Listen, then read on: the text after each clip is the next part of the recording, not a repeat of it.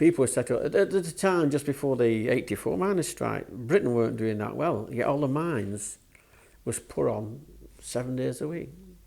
You get as much overtime as you want, much production. And all this production went to the power stations, and they had the capacity to hold, I don't know, 1 million tonne, 2.5 million tonne, and they were all told, stock up, but we're not burning it, because we've got a smart recession, stock up.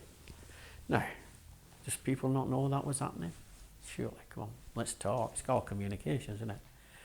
You know, the union rep from the power station must have said to them, hey, you want to see this lot here? You know, it's set up and fell for it. I don't think anybody, until perhaps 6 or 8 months before the strike in 84, realised what the stockpiling was about. Perhaps then, as it got nearer the time, they thought, aye, what's this about? But by that time, of course, the coal's on the ground.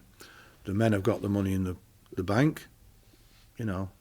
Yeah, stockpiles had happened because I think the government, Margaret Thatcher, then knew she was going to take the miners on. Obviously, she was told and she knew that the stockpiles was there. So we was never going to, or they was never going to run short of coal. But I think she'd have done anything, honestly, to crush that NUM. I see footage of Margaret Thatcher. It's not just the mines that she shut down, it's the way she destroyed the trade unions. Did an awful lot of damage. Things that took generations to build up. And a lot of people are trying to put that right now, but I think some people are frightened of trying to get back to how the trade unions were. You know, it was pretty strong when I started. There was a lot of protection for the workers and all that. It was just wiped out. Anybody that thinks this was just Thatcher is living in cloud cuckoo land. She's not got the intelligence to do this on her own. She had the backing of everybody in the country. She had the backing not just of the cabinet and the Conservative government, but the Conservative hierarchy, the police, MI5, everyone. So she equally had this massive vendetta. And now we look at it today, now you look at what's gone. British Telecom, British Steel, British Rail, NCB, all gone into private hands. You can see exactly why that was. So it's not just a clash of personalities, although that didn't help. It was a clash of ideals. The government who was in charge then, Thatcher's government, was trying to get their own back on what happened last time when Labour was in. Because Labour, what they did then at the time, every Labour man, everybody, right, good, and Thatcher's government come in after that and they thought, right, this will never happen again. And whatever she could do, she was breaking this country up, and she did. The reason for Arthur Scargill holding back from having a ballot, I think, is because he knew he would get the support of the Yorkshire miners. He probably was certain of getting the support of the Scottish miners through Mick McGarkey. He wasn't sure about the Lancashire or the Nottingham or the Kent miners or miners in the Midlands area. He wasn't certain, and because it would have been an overall ballot, he wouldn't have got the majority just from those areas, i.e. Yorkshire, Scotland. So I don't think he'd dare take the risk. But it's in my opinion, if he'd have done it 8 to 10 weeks into the strike, he would have got the support. He would have got the right to strike officially. They were fighting the government of the day. So at the end of the day, all the money's behind the government. So, and as much sympathy as miners had, it can only carry on for so long. So I think there only had to be one winner. I honestly thought the lowest point of the strike was from mid to late October, when the pit deputies didn't come out on strike after a ballot which unanimously voted in favour of strike action, and then from that period all the way through to Christmas a new year. Everyone didn't go on strike. There's quite a large number of miners who wanted to stay on and work. On being officials, the NUM union had agreed that we should go to work if it only meant keeping them maintained for the near future. But also, these men wanted to work too, so they had to let them work, and we had to supervise them. If the NACOD's men were to strike, it would, in theory, bring the whole of the British mining industry to a very quick halt. But the vagueness of tonight's statement suggests that it may not be an all-out strike. The union may be going to leave it to individual areas. They may even be planning another ballot. None of this would be good news for the miners, who still also have to translate promises from the TUC of more support into rank-and-file action in places like the power stations. Giles Smith, ITN, at the TUC. Well, people we went into the colliery officially was people in Backham, which is the British Association of Colliery under managers, NACODs, National Association of Colliery Overmen Deputies, and shop firers. They had to work to maintain the pit. Once a pit is on care and maintenance, there's certain procedures you have to go through. You have to check the fans, you have to check for gas, you have to check for water. Water has to be pumped. It doesn't just look after itself. These things have to be done. So officially, they attended the colliery on a daily basis, doing their normal job, pre-shifting, pre-checking, for gas and water and things like that.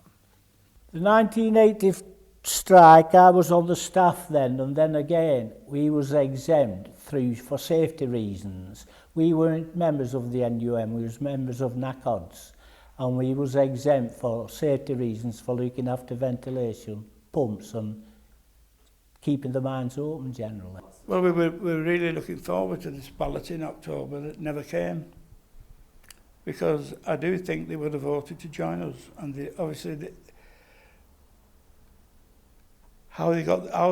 it's their business how they got the ballots not to take place, but the ballot didn't take place.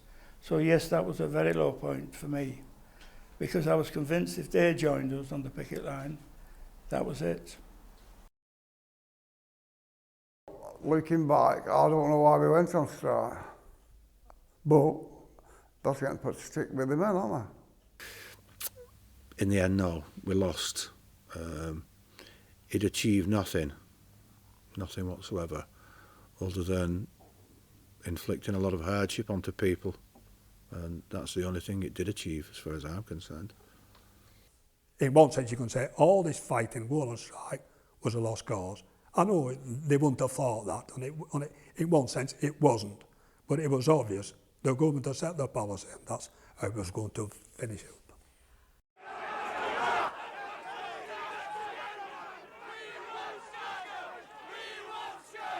I believe that we could still have rallied the men of the British coalfield on the straightforward issue that we do not go back to work until the members who have been sacked have been put back in work, because we're all in the same position. It could have been any one of us that was sacked, and of course the board has still got plans to sack men as a result of court cases and various reports that they've got during the strike. And we believe that in fact the way to beat that was to stay out.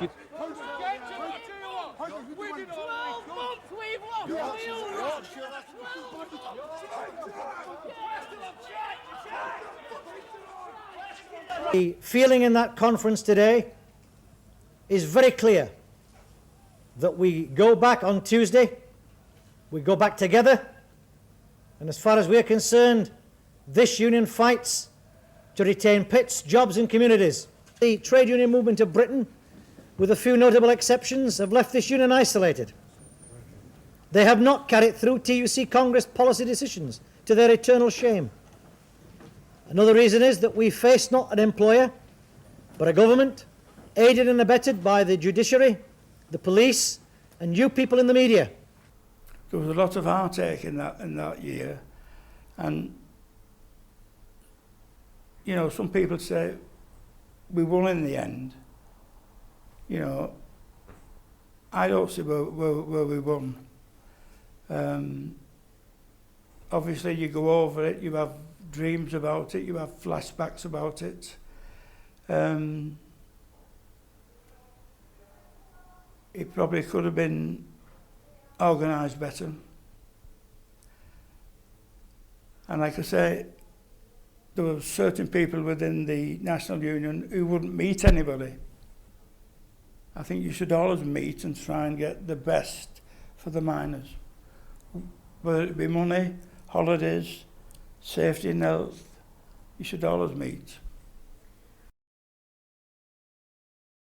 Well, I'll never forget it. We marched back to work singing and bands playing. You know, we were proud of what we did. We didn't save any pits, but we delayed the closure of a lot of pits by that strike. There was a further review in the House of Commons. The number of pit closures on the list was reviewed, and pits were saved off that list. I mean, Point of Her at North Wales, that came off the list and got a longer life. It didn't last forever, but it did get an extension of life, and so did a lot more pits. I think when you saw the miners slowly drifting back to work, and you saw families who were really upset and devastated because they'd done so long on strike, and everybody was slowly going back to work. I think that was one of the hardest parts, because every day on the TV it always looked as if there was more and more going back. When he was returning to work, I think he'd reconciled himself to what was happening. I don't really think he felt as though he wanted to go back, but it had been decided on the date and that was what he was going to do. And I know he really didn't want to go back defeated. He would have preferred to have gone back victorious. But at the end of the day, he decided he needed to go back and face the people who had returned, because by the time he went back, there were more people working than there weren't working. Things were going desperate then for lots of people. Myself, my wife was working. We managed, but a lot of them, they were getting desperate, so they had to go back. And I think probably that was the turning point at Christmas. Myself personally, as from then on, you know, he was on a losing wicket. I mean, I suppose you were glad in one way because we wouldn't have a wage coming in. But then again, you could see the wider picture. We knew that was it. Once we went back, that she would shut all the pits, which she said she wouldn't, of course. We knew she would, and she did. So it was a double-edged sword, really. They didn't go back with their heads down. They went back with the band and singing and all that behind them. It's good that you were going to get some more money, at least for a while. But sad that it had come to all that. Well, what they tried to do was, we worked in a gang of 8, and 2 of them had worked.